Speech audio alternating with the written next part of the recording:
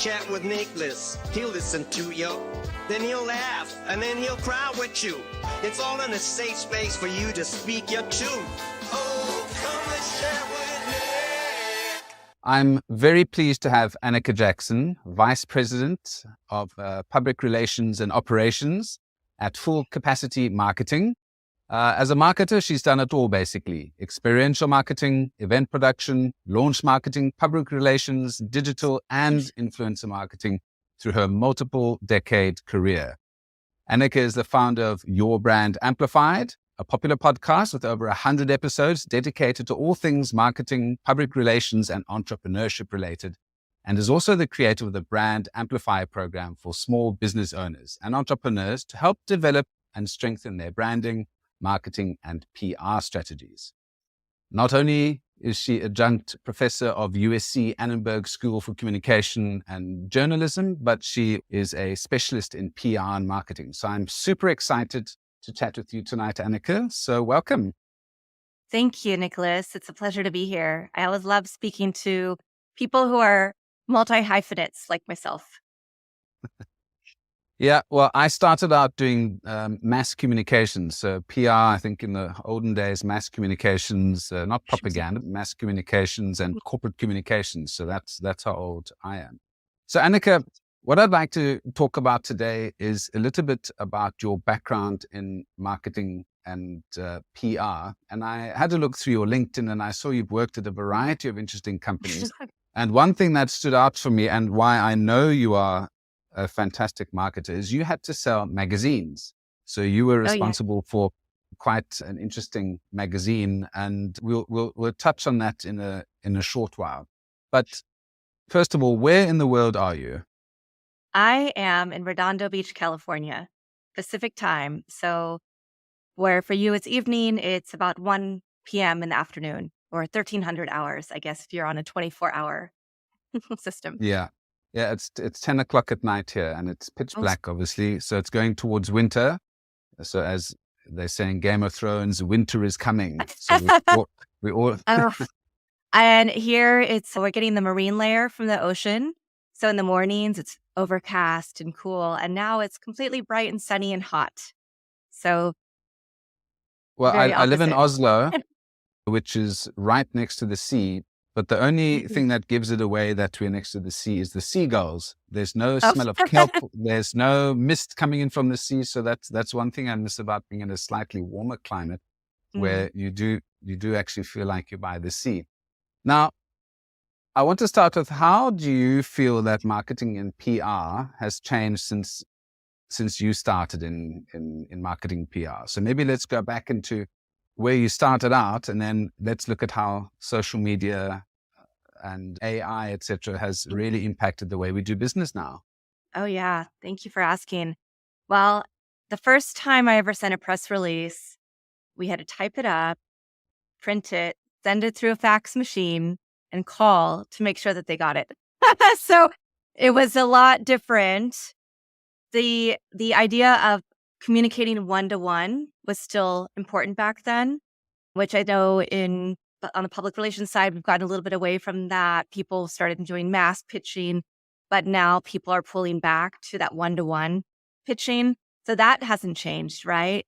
The structure of a press release maybe has changed a little bit, but not in the ethos of what information you're trying to relay, how you're trying to relay it, but just the tactic, I guess, the maneuverability of how you do it. We don't have to use fax machines. We don't have to use a typewriter. Now we can just click a button. And as you mentioned, AI has really been a game changer. It's interesting because it's still the early days, I think, for the PR side of things to be using AI. But there's a lot of tools now where you can have them help generate a press release. You put in all the information, but you still need that human element. Because a lot of journalists will tell you they can tell if something's been written by a computer. So you still have to have the personalization effort. And I think that is one of the misconceptions people have around AI taking all of our jobs. For the most part, it's not going to. Now, yes, some of the jobs, journalism jobs, I do know journalists who have been affected. But when it comes to our writing, I think it's more of a tool and something we can utilize, but it can't replace the human element yet. It can't replace the relationship that we have. AI is not going to go on and correspond with a journalist over, their social media and follow them on LinkedIn. I mean, might follow them on LinkedIn, but it's not going to have the same kind of conversation capability that we have. So that's one of the things that's changed. Also, the integration of strategies. There are still, of course, many large companies where things are done in silos. But for the most part, and for agile communications experts, small businesses, and entrepreneurs, you have to blend it. You have to know how to integrate your practices because, while a lot of publicists might still say PR is for recognition of your brand, it's for awareness, it's not leading to sales. I have clients that we've gotten in major publications or even smaller publications, and they've seen the traffic increase to their website. They've seen how those links turn into marketing tools. And so that's why it's really important when you're looking at your strategy, if you're on the PR side, you need to make sure that your client or yourself is ready for that influx, that everything you're sharing on your website is the same message that I might be sharing about you when I'm talking about you to a journalist or pitching you. The same thing is what they're going to be finding on your social media. Everything needs to be part of the same cohesive message because ultimately it is all going to lead to customer touch points and generating awareness and probably sales down the road. You make an interesting point about PR actually being able to drive sales. Could you explain the difference between PR and advertising perhaps, and how it fits into the customer journey, or how the customer journey fits into that process? So PR is about building your brand awareness. So maybe you're launching a company, you don't have, you're still working on the product, but you want name recognition. It could be for the founder, it could be for the product. Maybe you're coming up with an innovation. And so you're going to build awareness around what that is. Or you could be an established company.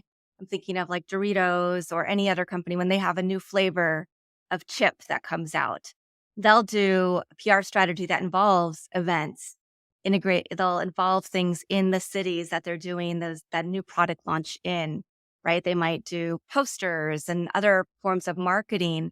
The PR side is going to be the experiential aspect. And also if they issue press releases, if they try to get influencers or they try to get the right people down to the stores to try the products. So while PR is on the awareness building side and it's earned media, which is also a very nuanced, I guess, area because there are a lot of people who think I issue a press release, it got picked up. I can see it on 300 websites. That means that they did an article. No, they didn't do an article. It means that the wire service that sent your press release out has a relationship. They pay for that space. It's not the same thing as having an article published because a journalist saw your product or service or pitched it and said, I want to write about this, or I want to include this in an article. I want to try this out and tell my readers about it. So that is earned media. So it's not you're paying for a sponsored ad. And I think that's a distinction a lot of smaller brands and entrepreneurs don't realize, because there are a lot of PR companies that will come out and say, oh, you only have to pay for your placements, but then they get them placed in things that might have names that sound really good, but aren't considered true publications, right? There's some that have the name New York in them that are not really, it's not the New York Times, it's not the New York Post. It's not really an article that other journalists are going to look at and say, oh, I want to write about them now because they've established themselves as a brand. So on the PR side of things, we try to get you interviews. We try to get, if you have a product, we try to get it written up in publications. We try different tactics with our relationships with journalists or through systems like you and I use Podmatch, which I love, where we can really get all the information, make sure that we're pitching it correctly, right? And build up that authority. On the other side, the paid advertising side, that is any tactics that you're paying for. So that could include your digital advertising, if you are advertising on broadcast television commercials, if you have those kind of budgets, or even things like if you are putting posters in bus stops in your communities or billboards, that is paid advertising. So that can be awareness building as well. But then also, so sometimes there are two kinds of ad campaigns that I know that we'll run. So we'll run awareness building if somebody doesn't know about the project, the school or the university or the workforce development board or the entrepreneur. But then we'll also run ones that have a call to action that have a different behavior, a different psychographic, demographic aspect to those ads that we hope then people will click through, fill out a form on a landing page, or click to purchase something, get that coupon code, and get into a funnel. I think you've given a really great breakdown, because I think people sometimes lump PR advertising together and think they're the same thing. And I want to give a quick example of how we used PR at one of the companies I used to work at, called Nando's. And Nando's is called a QSR, quick service restaurant, which serves flame grilled peri peri chicken. So you might not have heard about it in California, but they've opened up in DC. And they are huge. They're one of the biggest brands in South Africa, and everyone in London or the UK raves about Nando's. So I was the international brand manager, and we had a teeny tiny marketing budget, but we were known as a brand that did very risque advertising and very interesting activities. So we would always put in a small advert the next day after something happened in the news. So the president fell down the stairs, or there's a big not catastrophe, but there was some interesting thing in entertainment news or something. The next day we would have a very quirky, a very standardized ad saying with a pithy comment. And we would get more media around this tiny little advert that we did from journalists and people on Twitter and Facebook and things like that we could ever have paid for. So we tried to use PR to get written about with the journalists. And when I think of PR, I think of somebody with a little black book with relationships with PR agencies. I mean, with media agencies and journalists. Do you have a little black book, and why? And I think that ties into how AI won't take away certain jobs, because that personal relationship that you build up with a journalist or a publication can't be replicated by a machine. Yeah, I do have my many Google Excel spreadsheets, I guess would be my equivalent of the little black book. I have certain publications that I know I can get somebody, depending on what category they're in, because I do tend to work with a lot of like startups and entrepreneurs, small businesses. So I focus more on that, and also using kind of a crawl, walk, run strategy, because many times I think people aren't comfortable being interviewed and they're not quite sure to do it. So I want to start them with some small publications, get them to really hone in their messaging, make sure that they understand what their messaging is. Then they get comfortable, and then they feel more comfortable talking about it and sharing other parts of their story and journey and things people really want to hear about. So a lot of the publications I work with could be considered on the smaller side. But I mean, I also have relationships, and there are a lot of great tools now where you can get featured in things like Time Magazine. And so it's a mix of, these days as a PR professional, I get Substacks from journalists. I pay to be in specific groups that are journalists and publicists and other media, where we talk about things and we can collaborate. And somebody will post that they have a great client, and then or somebody will post, oh, our show is looking for XYZ type of expert. We use a lot of inbound things, everything from quoted to featured to Haro. And I also do a lot of research. And every time I want to get a client in something, I read articles for the journalist. I make sure that we're connected on LinkedIn, or that I'm at least following them on social media, so that I can make sure that what I'm seeing is what they're writing about right now, that it's most relevant. If I'm pitching them for a podcast, I will look at all the information for the host. I'll listen to some of the episodes. I'll leave a review. I'll look at their website to make sure that it really is the right fit. So a lot goes into it. And also journalists are moving around all the time. There are a lot of freelance journalists. There are also people who are like somebody who might be a great education contact is now in a real estate beat. So then, okay, that's not somebody I can use now or talk to about some of my clients, but let me see if maybe I have other resources for them. And because maybe they'll be back or they'll be somewhere else. And so to me, it's not about the size of the publication necessarily. It's about the right audience and finding the right audience for your niche. And then it's also about the fact that those smaller journalists, or even a podcaster like you or me, we could end up doing something bigger on a platform, right? So I think you always have to nurture your relationships. That's what we have, right? And also, we have to stay on top of the trends. So, how are journalists best receiving pitches right now?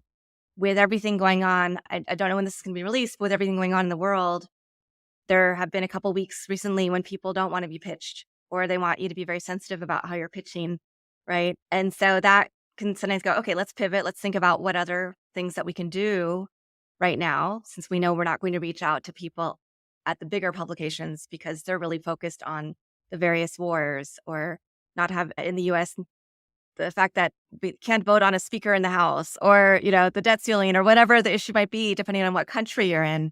And so those are things that we have to keep a very close eye on right now. Like, I have a client who is in New York, somebody I've helped advise, who's on Good Morning America, but getting her on other things right now is a little tricky because of the timing. So we also have to think about, is this the right time? Is this the right time to pitch your product? Sometimes I've had to push back and say, this isn't going to be the right, I don't know if we can get you on this. We'll try, but we should have probably started working 3 months ago for this time frame. Or I'll say, don't hire me right now. Let's start in the spring, because that Q4 timeframe with getting into the holidays, your message is going to get lost. So those are a lot of things that we have to consider that as a brand, as an entrepreneur, small business, you might not be considering, right? Because you just want to get out there right now. I think you've brought up some very useful tips for people who are going to be adding PR as part of their marketing mix. And one of the mistakes I think lots of people make is that they could put a press release out, you can put a press release out today and the whole world's going to see it. So I think you've demystified part of that process. And it's very interesting what you're talking about in terms of the tides, basically, or the phases in a year when it's better to put out certain content and when you can actually reach somebody. So, for example, we had some clients over November, December who wanted to put out press releases. You ain't getting nobody over end of November, December. Those journalists are on holiday, or, it's been booked 3 months in advance. So Exactly. And that's, I think, the value that PR specialists bring to the table is they understand the news flow and the right timing for these things. So that was super, super useful. You've basically gone into my next question, which is, what are the most effective ways of using PR? But I want to give you a hypothetical. I just had a call with a really interesting podcast with a young entrepreneur who is launching a software as a service AI product. And he doesn't have terribly much money for advertising. He wants to grow it by word of mouth. He doesn't want to grow it too big, too quickly. What sort of steps would you tell a bootstrapping organization who had to do PR by themselves, for example? What process should they follow, and what sort of best practices there for small companies with a great product but zero budget? That is so common. And first of all, I want to say that the tactic that you used with your client of putting small ads in, that's so clever. And so as a way to turn paid advertising into earned media, right? And there are some bigger brands, like you see Wendy's and some of the fast food brands on social media. They make great use of being pithy and having this great tone of voice and really reflecting their brand in their voice online, which I think is really important. So I would say if somebody doesn't have a budget, there are still a number of things you can do. You can subscribe for free to platforms such as featured.com. That is a fantastic new one. I have seen people get quotes in big articles, in big publications through that platform. So essentially you put in your profile and hashtags and things you can talk about. And then sometimes journalists will reach out to you through the platform if they think that you match them. Sometimes you can also just look through and see what's on there and answer any questions that you want. You might not get picked up. For featured, the publishers of that platform will look and they'll kind of select the best answers. They'll make sure that they're really relevant, that it's not AI generated, that it's not something that's totally off base for the question. Quoted is another one, and that's QWOTD. It's another platform you can do the same thing. You can build out your profile. So those are great ways to see what kind of requests journalists are seeking, what kind of information they're looking for. You don't have to go heavy. You can tread lightly at first and just play around with it. But those have been great platforms to get earned media. through inbound journalist requests. You can also look up hashtag journal request on Twitter, now X. People are now using that on LinkedIn as well. So you can look up, sometimes they'll say PR request or journal request as a hashtag, and you can see what journalists are looking for through their networks. I also highly recommend platforms like Podmatch. It is hands down the best podcast software I've found in terms of matching people for the right podcasts and the right guests. And now they're adding so many more capabilities so you can see how many followers people have on both sides, how much engagement, how many downloads do episodes get. So if those are metrics that are important to your clients or to your own brand, then, those are great ways to do it a little more cost effectively for yourself to start. But my first piece of advice is always start with a foundation. Start with, do you know who you are as a brand? Do you know who your ideal customers are? Are you online where they are? Have you reserve all the social media handles on everything, but you don't need to use them all because your clients and your customers are probably not on every single platform or using them every day. Get really, really good at one or two and then expand from there, right? So think about your digital footprint. Think about, and I'm sure that's something that you preach and teach a lot. So think about that. Think about the foundation that you're laying, because journalists do go check out your social media.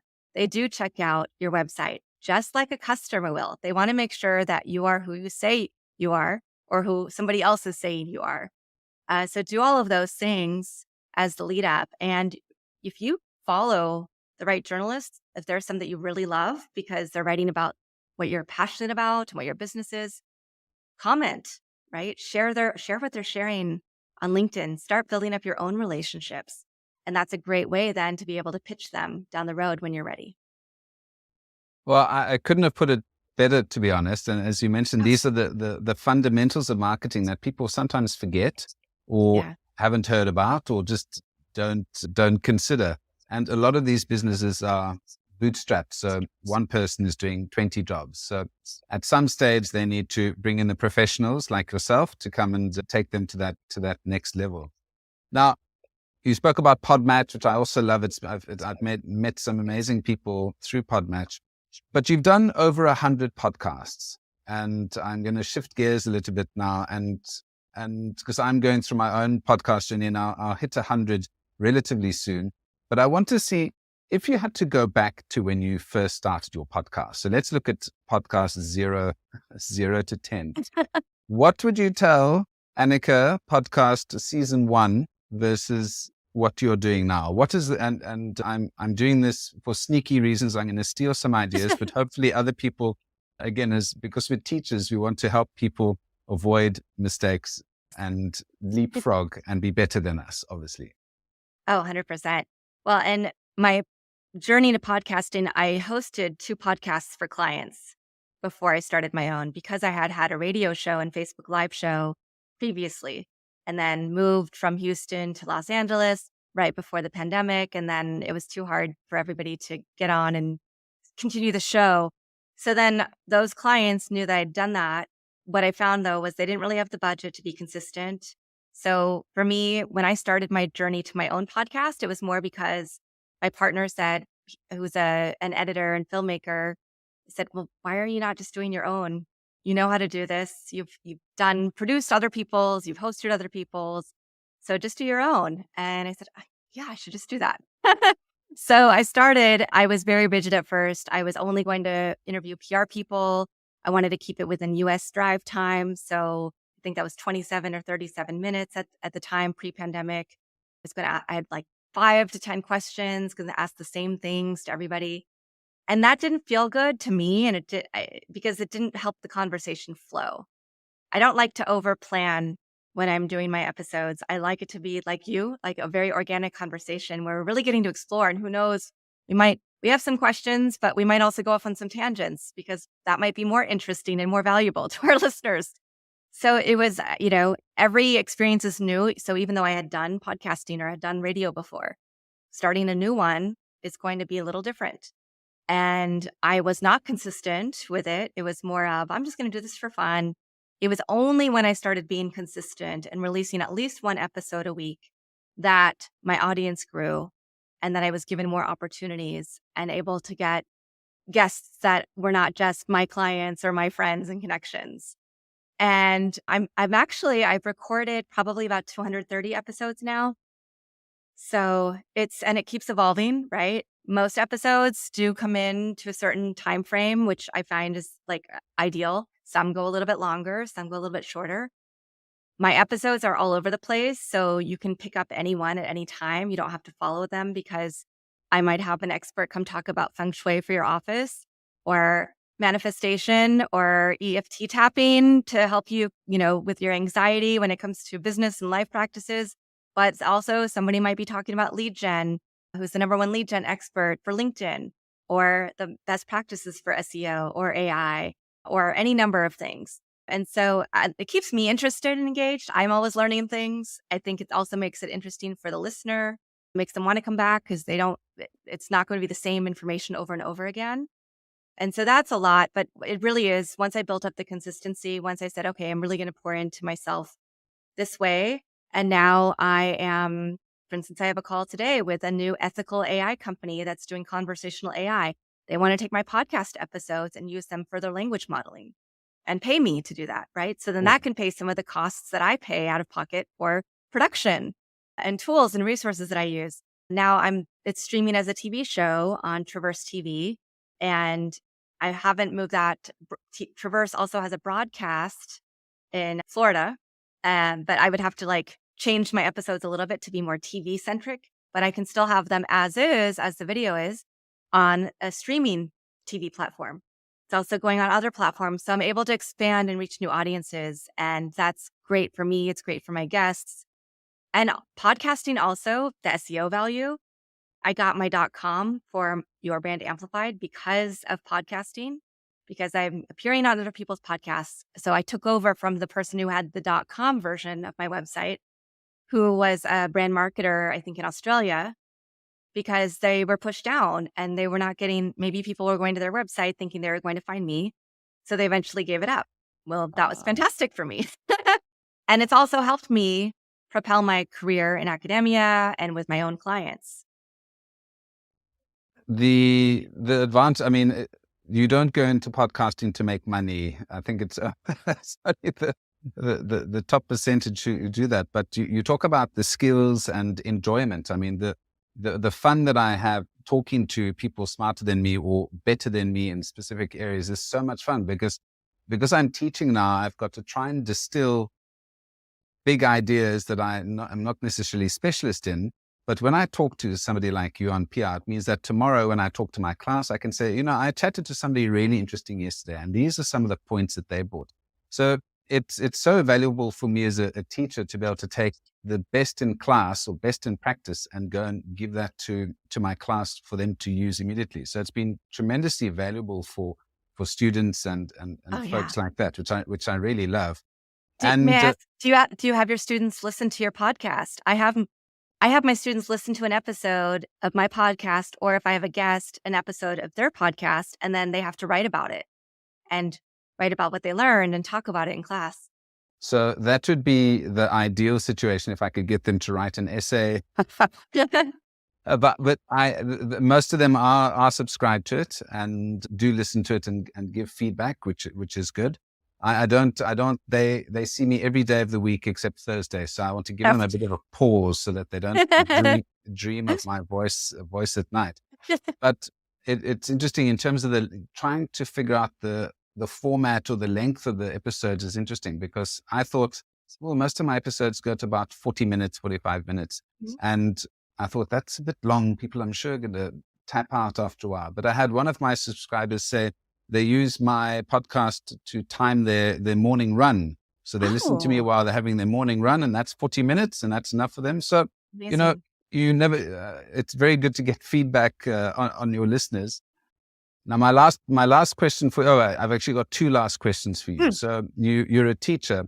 Has there been anything fun other than them transcribing your podcast in the class that you've done in your class that I could steal for my class? Well, I don't know if you could steal this yet because this semester I'm teaching PR and branding. But what I had the students do for their midterm is distill their personal brands.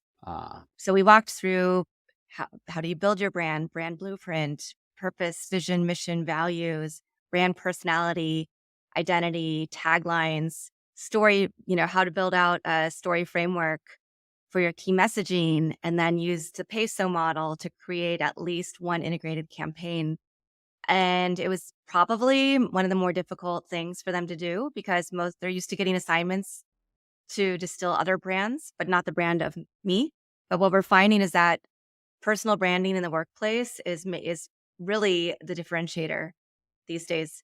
I have students who've been laid off twice this year. The job market, there's jobs out there, but it's not easy to get a job or to get your ideal job. So the more you know about yourself and your personal brand, the better you are able to sell yourself to your ideal customer persona, i.e. your ideal boss of whatever company you want to work for, or, depending on, I have students who want to go into health or finance or beauty, lifestyle, CPG, or entertainment, or athletes.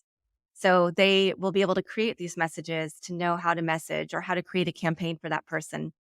And I feel like that also will better equip them to be great communications experts in the future because they can take the same strategy, the same framework, and apply it to the companies that they work with. And so they'll look at it from a different lens. Well, that principle of knowing yourself, especially when you get into leadership roles, is so important. Being comfortable knowing what you stand for, what your mission and vision, etc., is. I think if you can bed that down early on in your career, it will make life much more smooth sailing as you go along. If I can just share one of the activities that we do in class, because during COVID, a lot of our students were stuck at home, not engaging with people, not standing up in front of class. So we do something called Just a Minute, and it's taken from a British radio program where you have to talk for 1 minute without pausing, hesitating, repeating, or ums or ahs. And there are two teams, and they've got to say beep as soon as somebody says or repeats. And it is just fantastic for getting them to talk smoothly, slow down how they speak, and be able to talk on any subject. So the subject, for example, could be why ants could be your best friend. And then you've got to talk for 1 minute. Well, ants are very small, and it's just interesting getting the creative juices flowing. So you should try that one day. It's great. It's great fun. I love that. That sounds really fun. Good. Well, Anika, thank you so much for spending time with me this evening. It's been really interesting. And I think the point you made on PR should get people thinking about how they can use PR for either their own personal strategies for building their businesses. And that idea of paid versus earned media is a very important distinction, which I think you cleared up very nicely. So it's been a pleasure having you, and I hope to hear from you again. Awesome. Thank you so much, Nicholas.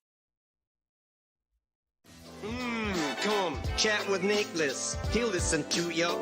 Then he'll laugh, and then he'll cry with you. It's all in a safe space for you to speak your truth.